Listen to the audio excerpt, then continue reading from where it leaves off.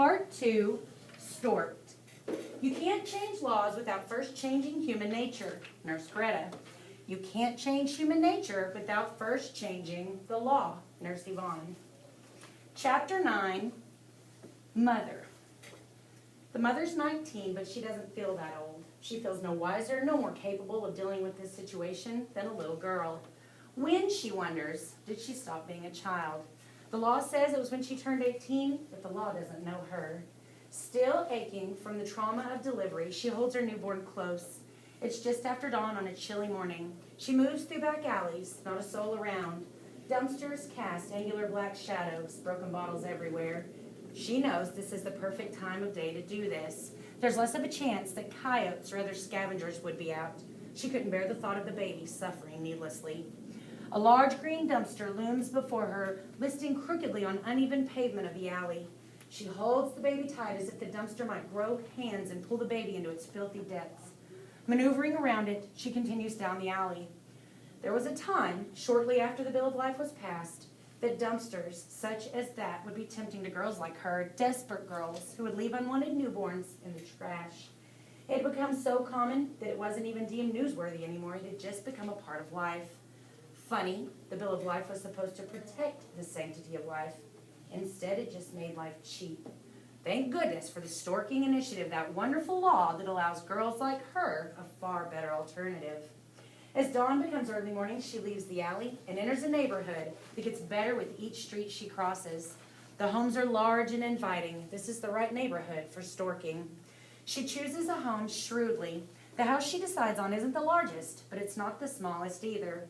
It has a very short walkway to the street so she can get away quickly, and it's overgrown with trees so no one on either inside or out would be able to see her as she storks the newborn. She carefully approaches the front door. No lights are on in the home yet, that's good. There's a car in the driveway, hopefully that means they're home. She gingerly climbs the porch steps, careful not to make a sound, then kneels down, placing the sleeping baby on the welcome mat. There are 2 blankets wrapped around the baby and a wool cap covers its head. She makes the blankets nice and tight. It's the only thing she's learned to do as a mother. She considers ringing the bell and running, but she realizes that would not be a good idea. If they catch her, she's obligated to keep the baby. That's part of the Storking Initiative too. But if they open the door and find nothing but the child, it's finders keepers in the eyes of the law. Whether they want it or not, the baby's legally theirs. From the time she learned she was pregnant, she knew she would end up storking this baby.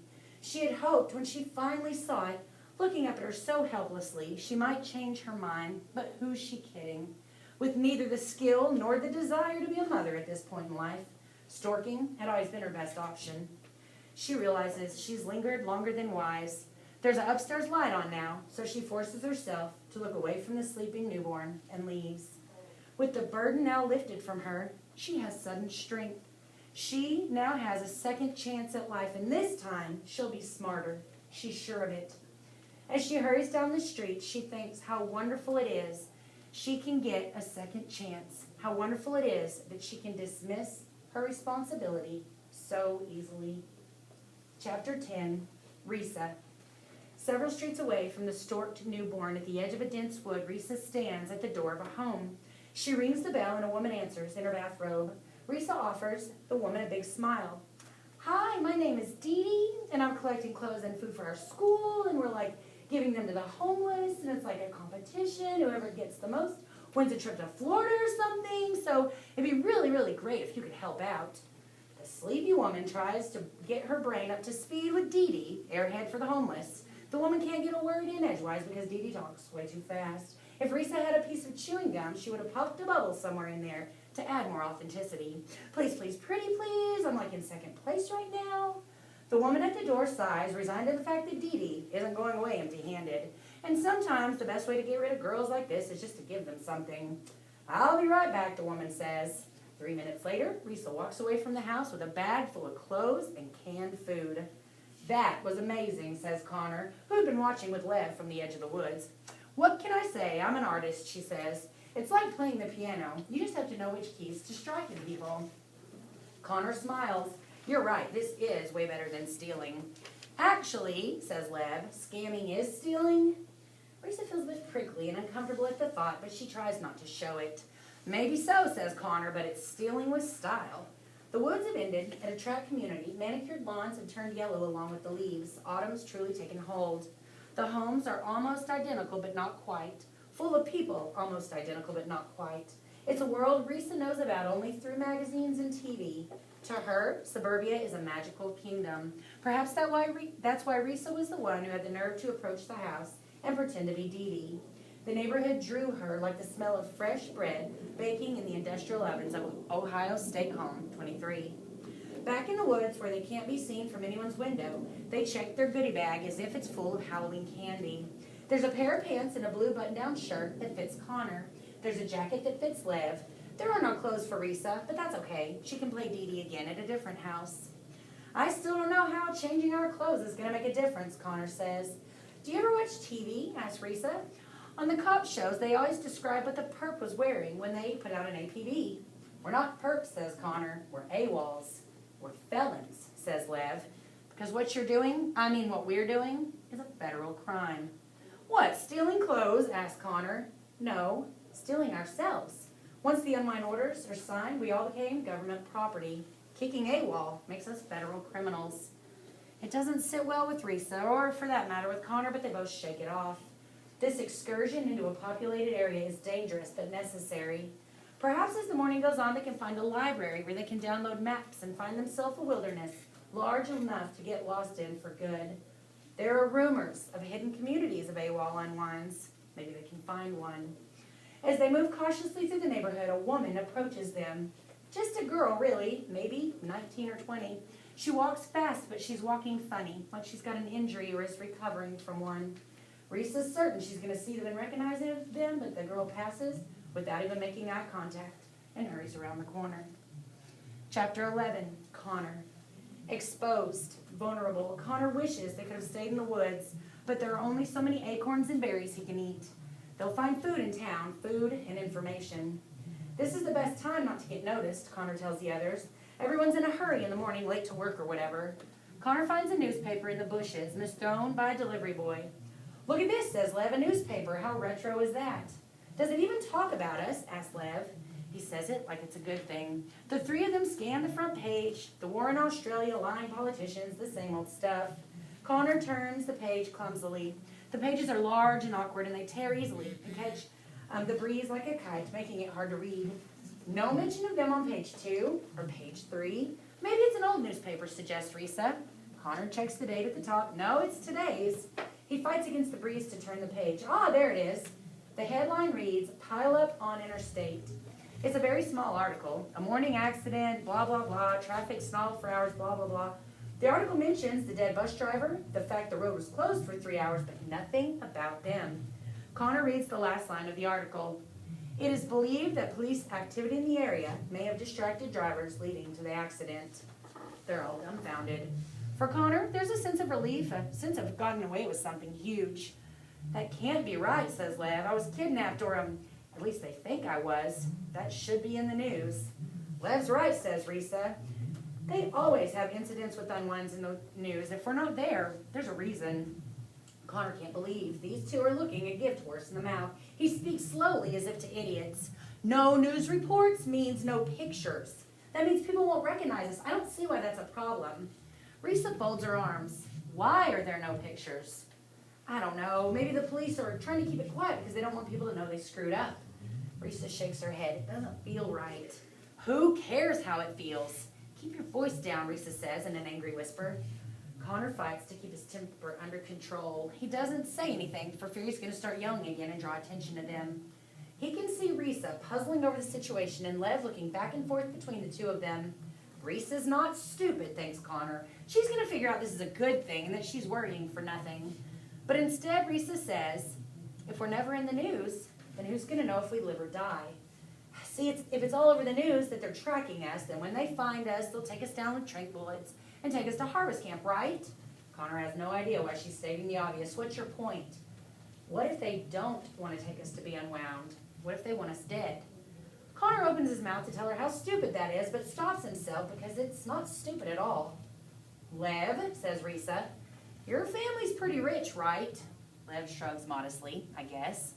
What if they paid off the police to get you back by killing the kidnappers, and to do it quietly so no one ever knew it happened? Connor looked to Lev, hoping the kid would laugh at the very suggestion, telling him his parents would never do such a terrible thing. Lev, however, was curiously silent about it, as he considers the possibility. And at that moment, two things happen. A police car turns onto the street, and somewhere, very close by, a baby begins to cry. Run. This is the first thought in Connor's mind, the first instinct. But Risa grabs his arm tightly. In the moment she sees the police car to make him hesitate. Connor knows hesitation means the difference between life and death in dire situations, but not today. Today gives him enough time to do something Connor rarely does in an emergency. He goes beyond his first thought to process his second thought. Running will attract attention. He forces his feet to stay in one place and takes a quick moment to assess their surroundings. Cars are starting in driveways as people head off to work. Somewhere, a baby is crying. High school-aged kids are gathered on a corner across the street, talking, pushing each other, laughing. As he looks at Risa, he can tell they're both of one mind before she says, "Bus stop." The patrol car rolls leisurely down the street. Leisurely, that is, to someone who has nothing to hide. But to Connor, its slow pace is menacing. There's no way of telling if these officers are looking for them or just on a routine patrol. Again, he fights the urge to run. He and Risa turn their backs to the police car, ready to stride off inconspicuously toward the bus stop. But Lev's not with the program. He faces the wrong way, staring straight at the approaching cop car. "What, are you nuts?" Connor grabs his shoulder and forces him around. "Just do what we do. Act natural." A school bus approaches from the other direction. The kids at the corner begin gathering their things. Now at last, there's permission to run without looking out of place. Connor begins it, taking a few strides ahead of Risa and Lev. Then he turns back, calling with a calculated whine, "Come on, you guys, we're going to miss the bus again." The cop car's right beside them now. Connor keeps his back to it, and he doesn't turn to see if the officers inside are watching them. If they are, hopefully, they'll hear the conversation and assume this is normal morning mayhem and not think twice. Lev's version of acting normal is walking wide-eyed with his arms stiff to his side, like he's crossing a minefield. So much for being inconspicuous. "Do you have to walk so slow?" Connor yells. "If I get another cocked hardy, I'll get detention." The squad car rolls past them. Up ahead, a bus nears the stop. Connor, Risa, and Lev hurry across the street toward it, all part of the charade, just in case the cops are watching them through the rearview mirror. Of course, Connor thinks, it could backfire on them and the cops could cite them for jaywalking. "Are we really going to get on that bus?" asks Lev. "Of course not," says Risa. Now Connor dares to glance at the cop car. Its blinkers on. It's going to turn the corner, and once it does, they'll be safe. But then the school bus stops and turns on its blinking red lights and opens its door. And anyone who's ever ridden a school bus knows when those red lights are blinking, all traffic around them must stop and wait for the bus to move on. The cop car comes to a halt a dozen yards short of the corner, waiting until the bus is finished loading. That means the cop car will still be sitting right there when the bus pulls away. "We're screwed," Connor says. "Now we have to get on that bus." As they reach the sidewalk, the sound, which has been too faint and too low priority to care about, suddenly snares Connor's attention. The crying baby. At the house in front of them, there's a bundle on the porch. The bundle's moving. Connor instantly knows what it is. He's seen it before. He's seen a storked baby twice on his own doorstep. Even though it's not the same baby, he stops in his tracks as if it is. "Come on, Billy, you'll miss the bus." "Huh?" It's Risa. She and Lev are just a few yards ahead of him. She speaks to Connor through gritted teeth. "Come on, Billy, don't be an idiot." Kids have already started piling onto the bus. The cop car sits motionless behind the blinking red lights. Connor tries to make himself move, but he can't. It's because of the baby, because of the way it wails. "This is not the same baby," Connor tells himself. "Don't be stupid, not now." "Connor," whispers Risa, "what's wrong with you?" Then the door of the house opens. There's a little fat kid at the door, 6, maybe 7. He stares down at the baby. "Aw, no way." Then he turns and calls into the house, "Mom, we've been storked again." Most people have 2 emergency modes, fight and flight, but Connor always knew he had 3, fight, flight, and screw up royally. It was a dangerous mental shortcut, the same short circuit that made him race back toward the house with armed Juvie cops, or back toward armed Juvie cops to rescue Lev instead of just saving himself. He could feel it kicking in. Again, right now, he could feel his brain starting to fry. "We've been storked again," the fat kid had said. Why did he have to say again? Connor might have been all right if he didn't say again. "Don't do it," Connor tells himself. This is not the same baby. But to some deep, unreasoning part of his brain, they're all the same baby. Going against all sense of self-preservation, Connor bolts straight for the porch. He approaches the door so quickly the kid looks up at him with terrified eyes and backs into his mother, an equally plump woman who's just arrived at the door. Her face wears an unwelcome scowl. She stares at Connor, then spares a quick glance down at the crying baby, but she makes no move toward it. "Who are you?" she demands. The little boy now hides behind her like a cub behind a mother grizzly. "Did you put this here? Answer me." The baby starts to cry. No, I didn't. "Don't lie to me." He doesn't know what he hoped to accomplish coming here. This was none of his business, not his problem, but now he's made it his problem. And behind him the bus is still loading kids, and the cop is still there waiting. Connor could have very well just ended his life by coming to this house. There's a voice behind him. "He didn't put it there. I did." Connor turns to see Risa. Her face is stony. She won't even look at Connor. She just glares at the woman, whose beady eyes shift from Connor to Risa. "You got caught in the act, little dearie," she says. The words "little dearie" come out like a curse.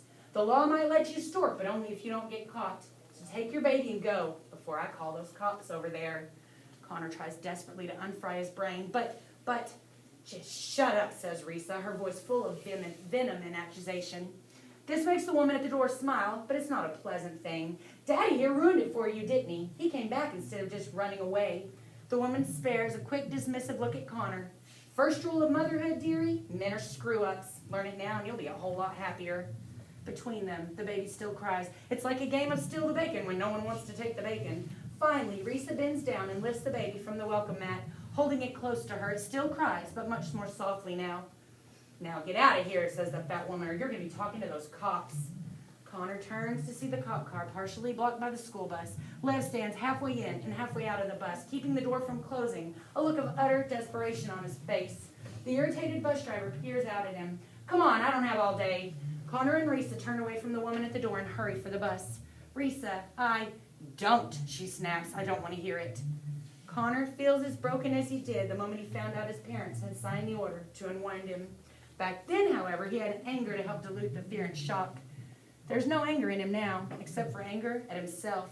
He feels helpless, hopeless. All of his self-confidence has imploded like a dying star. 3 fugitives running from the law, and now, thanks to his short-circuit stupidity, there are 3 fugitives with a baby. In Chapter 12, Risa. She can't even begin to guess what possessed Connor. Now Risa realizes he doesn't just make bad decisions, he makes dangerous ones. The school bus only has a few kids on it as they step on, and the driver angrily closes the door behind them, making no comment about the baby. Perhaps it's because it's not the only baby on the bus. Risa pushes past Lev, and the 3 of them go to the back. They pass another girl with her own little bundle of joy, which couldn't be any older than 6 months. The young mother curiously eyes them, and Risa tries not to make eye contact. After they're sitting in the back a few rows from the nearest riders, Lev looks up at Risa, almost afraid to ask the obvious question. Finally he says, "Why do we have a baby?" "Ask him," says Risa. Stone-faced, Connor looks out the window. They're looking for 2 boys and a girl. Having a baby will throw them off. "Great," snaps Risa. "Maybe we should all pick up a baby along the way." Connor goes visibly red. He turns toward her and holds out his hand. "I'll hold it," he says. But Risa keeps it away. "You'll only make it cry." Risa's no stranger to babies. At the state home, she occasionally got to work with the infants. This one probably would have ended up in a state home too. She could tell that the woman at the door had no intention of keeping it. She looks at Connor, still red. He intentionally avoids her gaze. The reason Connor gave was a lie. Something else drove him to run to that porch, but whatever the real reason was, Connor's keeping it to himself. The bus comes to a jarring halt and more kids get on. The girl in the front of the bus, the one with the baby, makes her way to the back and sits in front of Risa, turning around to look at her over the back seat. "Hi, you must be new. I'm Alexis, and this is Chase." Her baby looks at Risa curiously and drools over the back seat. Alexis picks up the baby's limp hand and makes it wave as if she was a toy doll. "Hi, Chase." Hi, say hello, Chase. Alexis seems even younger than Risa. Alexis peers around to get a look at the sleeping baby's face. "A newborn? Oh, wow. That's so brave of you coming back to school so soon." She turns to Connor. "Are you the father?" "Me?" Connor looks flustered and cornered for a moment before he comes to his senses and says, Yeah, I am." "That's so great you 2 are still seeing each other. Chaz, that's Chase's father, doesn't even go to our school anymore. He got sent to military school. His parents were so mad when they found out I was, uploaded, that he was afraid they might actually unwind him. Can you believe that? Risa could strangle this girl if it weren't for the fact she would leave drooling Chase motherless. So, is yours a boy or a girl? A pause before answering is awkward and uncomfortable. Risa wonders whether there's a discreet way to check without Alexis seeing, but she realizes there isn't. Girl, Risa says. Well, at least there's a 50% chance she's right. What's her name? This time, Connor pipes up. Dee Dee, he says. Her name's Dee Dee. This brings forth a little grin from Risa, in spite of how angry she is at him. Yeah, says Risa. Same as me, family tradition. Clearly, Connor's recovered at least a portion of his senses. He seems a bit more relaxed and natural, playing the role as best he can. The redness in his face is receded until it's only his ears that are red. Well, you're going to love Center North High, Alexis says. They've got a great daycare center, and they take care of their student mothers. Some teachers even let us nurse in class. Connor puts his hand over Risa's shoulder. Do fathers get to watch? Risa shrugs off his arm and quietly stomps his foot. He winces but says nothing. If he thought he was out of the doghouse, he's dead wrong. As far as she's concerned, his name's Fido. It looks like your brother's making friends, says Alexis. She looks to where Lev was sitting, but he's moved a seat ahead and is talking to a boy next to him. She tries to hear what they're talking about, but can't hear anything over Alexis's blathering. Or is it your brother, Alexis says to Connor. No, he's mine, says Risa. Alexis grins and rolls her shoulders a bit. He's kind of cute. Risa didn't think it was possible to like Alexis any less than she already did. Apparently, she was wrong. Alexis must see the look in Risa's eyes because she says, well, I mean cute for a freshman. He's 13. He skipped a grade, Risa says, burning Alexis an even meaner, warning gaze that says, keep your claws away from my little brother. Risa has to remind herself that Lev isn't really her brother, and now it's Connor's turn to stomp on her foot, and he's right to do it. Too much information. Lev's real age was more than Alexis needed to know. And besides, making an enemy is not in their best interest. Sorry, says Risa, softening her gaze. Long night with the baby, it's made me cranky. Oh, believe me, I've totally been there. It looks as if the Alexis Inquisition might continue until they reach school, but the bus comes to another sudden stop, making little Chase bump his chin on the back seat, and he begins to cry. Suddenly, Alexis goes into mother mode, and the conversation ends.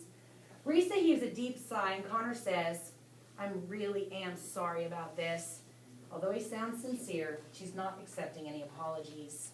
Chapter 13, Lev. The day had not gone according to plan. The plan was to get away as soon as they reached civilization. Lev could have run the moment they broke out of the woods. He could have, but he didn't. There'll be a better time, he had thought. A perfect time would present itself if he was patient and kept watchful. Pretending to be one of them, pretending to be like them, had taken every ounce of Lev's will. The only thing that kept him going was the knowledge that very soon everything would be as it should be. When the police car turned onto the street, Lev was fully prepared to throw himself at the car and turn himself in. He would have done it, too, if it weren't for one thing. Their pictures weren't in the paper. That bothered Lev even more than the others. His family was influential. They were not to be trifled with. He felt certain that his face would be the biggest thing on the front page. When it wasn't, he didn't know what to think. Even Risa's theory that his parents wanted her and Connor killed seemed a possibility. If he gave himself up to the police, what if they turned and fired real bullets on Risa and Connor? Would the police do that? He wanted them brought to justice, but he couldn't bear the thought of their deaths on his head, and so he let the car go by. And now things are worse. Now there's this baby. Stealing a storked baby? These two unwinds are out of control. He no longer fears they'll kill him, but that doesn't make them any less dangerous. They need to be protected from themselves. They need to be unwound. Yeah, that's the best solution for these two. There's no use. They're of no use to anyone in their current state, least of all themselves. It would probably be a relief for them, for now they're all broken up on the inside. Better to be broken up on the outside instead. That way their divided spirit could rest, knowing that their living flesh was spread around the world, saving lives, making other people whole, just as his own spirit would soon rest. He ponders this as he sits on the bus, trying to deny how mixed his feelings are about it. While Risa and Connor talk to a painfully perky girl and her baby, Lev moves one seat forward in the bus, putting more distance between them. A boy gets on the bus and sits down next to him, wearing headphones and singing music that Lev can't hear. The kid slips his backpack between them on the seat, practically wedging Lev in, and returns his full attention to his tunes. That's when Lev gets an idea. He looks behind him to see Connor and Risa still involved with the other girl and her baby. Carefully, Lev reaches into the kid's backpack and pulls out a dog-eared notebook. Written on it in big black letters is Death by Algebra with little skulls and crossbones. Inside are messy math equations and homework graded down for sloppiness. Lev quietly turns to a blank page, and then he reaches into the kid's pack again, pulling out a pen. All the while, the kid's so absorbed in his music, he doesn't notice. Lev begins to write, "Help. I'm being held hostage by 2 AWOL unwinds. Nod if you understand." When he's done, he tugs the boy's shoulder and it takes 2 tugs to get his attention. "Yeah?" Lev holds out the notebook, making sure he does it in such a way that it's not too obvious. The boy looks at him and says, "Hey, that's my notebook." Lev takes a deep breath. Connor's looking at him now. He's got to be careful. "I know it's your notebook," Lev says, trying to say as much as he can with his eyes. "I just needed 1 page." He holds the notebook a little higher for the kid to read, but the kid's not even looking at it. "No, you should have asked first." And then he rips out the page without even looking at it, crumples the paper, and to Lev's horror, hurls it toward the front of the bus. The water paper bounces off the head of another kid who ignores it, and it falls on the floor. The bus comes to a stop, and Lev feels his hope trampled beneath 30 pairs of shoes. Chapter 14, Connor. Dozens of buses pull up to the schools. Kids mob every doorway. As Connor gets off the bus with Risa and Lev, he scans for a way to escape, but there is none. Anyone walking away from the school would draw attention of everyone watching. "We can't actually go in," says Risa. "I say we do," says Lev, acting more squirrely than usual. A teacher's already taken notice of them. Even though the school has a daycare center for student mothers, the baby is very conspicuous. "We'll go in," says Connor. "We'll hide in a place where there aren't any security cameras. The boys' bathroom." "Girls," says Risa, "it'll be cleaner and there'll be more stalls to hide in." Connor considers it and figures she's probably right on both counts. "Fine, we'll hide there until lunch and then slip out with the rest of the kids going off campus." "You're assuming this baby will cooperate," says Risa. "Eventually it's going to want to be fed, and I don't exactly have the materials, if you know what I mean. If it starts crying in the bathroom, it's probably going to echo throughout the whole school." It's another accusation. Connor can hear it in her voice. It says, "Do you have any idea how much harder you've made things on us?" "Let's just hope he doesn't cry," says Connor. "And if he does, you can blame me all the way to harvest camp." Connor's no stranger to hiding in school bathrooms. Of course, before today, the reason was simply to get out of class. Today, however, there's no class where he's expected, and if he's caught, the consequences are a little bit more severe than Saturday school. They slipped in after the first period bell rings, and Connor coaches them on the finer points of bathroom stealth, how to tell the difference between kids' footsteps and adults, when to lift your feet up so no one can see you, and when to just announce the stall's occupied. The latter would work for Risa and Lev, since his voice is still somewhat high, but Connor doesn't dare pretend to be a girl. They stay together, yet alone, each in their own stall. Mercifully, the bathroom door squeals like a pig whenever it's open, so they have a warning if anyone comes in.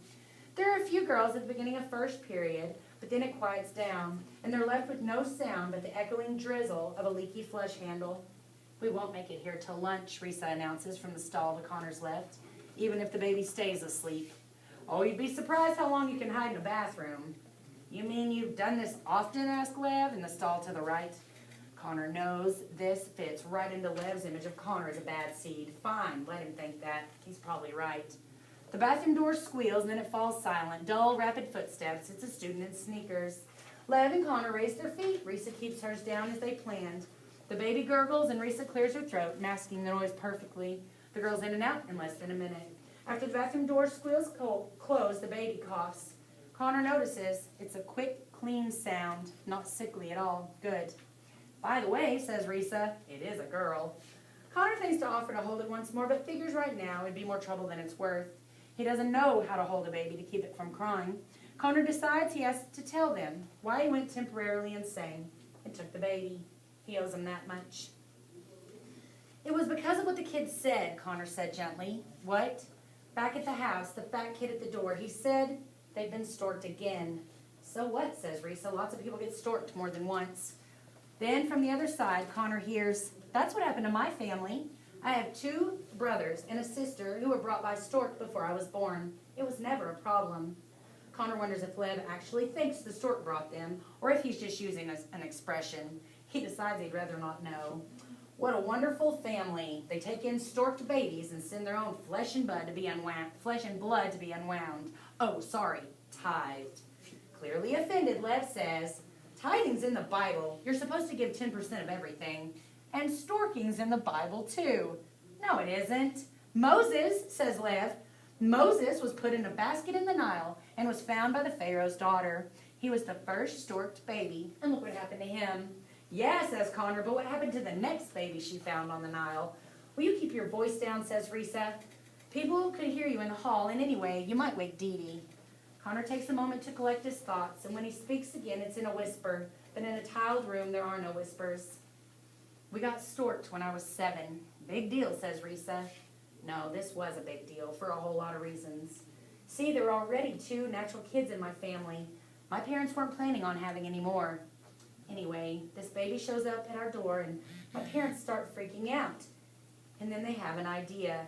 Do I want to hear this? Asked Risa. Probably not. But Connor's not about to stop. He knows if he doesn't spill this now, he's never going to. It was early in the morning, and my parents figured that no one saw the baby left at our door, right? So the next morning, before the rest of us got up, my dad put the baby on the doorstep across the street. That's illegal, announces Lev. Once you get storked, that baby's yours. Yeah, but my parents figured, who's going to know? My parents swore us to secrecy, and we waited to hear the news from across the street about their new unexpected arrival, but it never came. They never talked to us about getting storked, and we couldn't ask them about it because it would be a dead giveaway we dumped a baby on them. As Connor speaks, the stall, as small as it is, seems to shrink around him. He knows the others are there on either side, but he can't help but feel desperately alone. Things go on like it never happened. Everything was quiet for a while, and then 2 weeks later I open the door, and there, on the stupid welcome mat, is another baby in a basket, and I remember I almost laughed. Can you believe it? I thought it was funny, and I turned my back to my mother, and I said, Mom, we got storked again, just like that little fat kid this morning. And my mom, all frustrated, brought the baby in, and that's when she realizes, oh no, says Risa, figuring it out before Connor says, it's the same baby. Connor tries to remember the baby's face, but he can't. All he sees in his mind's eye is the face of the baby Risa holds now. It turns out the baby had been passed around the neighborhood for 2 whole weeks, each morning left on someone's doorstep. Only now, it's not looking too good. The bathroom door squeals and Connor falls silent, a flurry of footsteps, 2 girls. They chat a bit about boys and dates and parties and no parents around. They don't even use the toilets. Another flurry of footsteps heading out. They squeal the door and they're gone again. So what happened to the baby, Risa asked. By the time it landed on our doorstep, it was sick. It was coughing like a seal and its skin and eyes were yellow. Jaundice, says Risa gently. A lot of babies show up at Stayho that way. My parents brought it to the hospital, but there was nothing they could do. I was there when it died. I saw it die. Connor closes his eyes and grits his teeth to keep the tears back. He knows the others can't see him, but he doesn't want them to come anyway.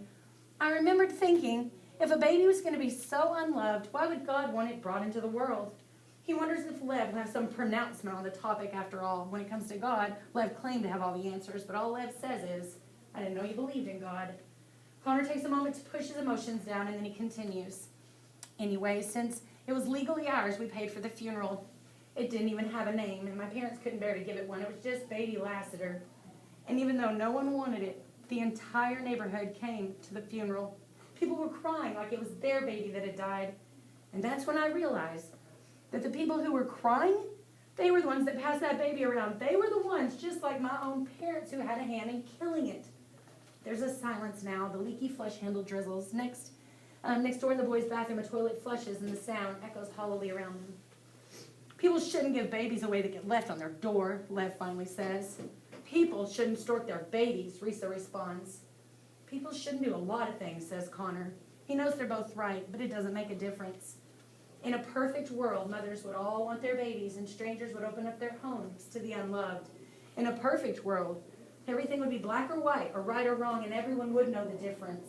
But this isn't a perfect world. The problem is people who think it is. Anyway, I just wanted you to know. In a few moments, the bell rings. There's a commotion in the hall. The bathroom door creaks open. Girls laughing, talking about everything and nothing. Next time, wear a dress. Can I borrow your history book? That test was impossible. Unending squeals from the door and constant tugs on Connor's locked stall door. No one's tall enough to look over, and no one has any desire to look under. The late bell rings. The last girl hurries to class. They've made it to second period. If they're lucky, the school will have a mid-morning break. Maybe they can sneak out then. In Reese's stall, the baby's making wakeful noises, not crying, but sort of clicking on the verge of hungry tears.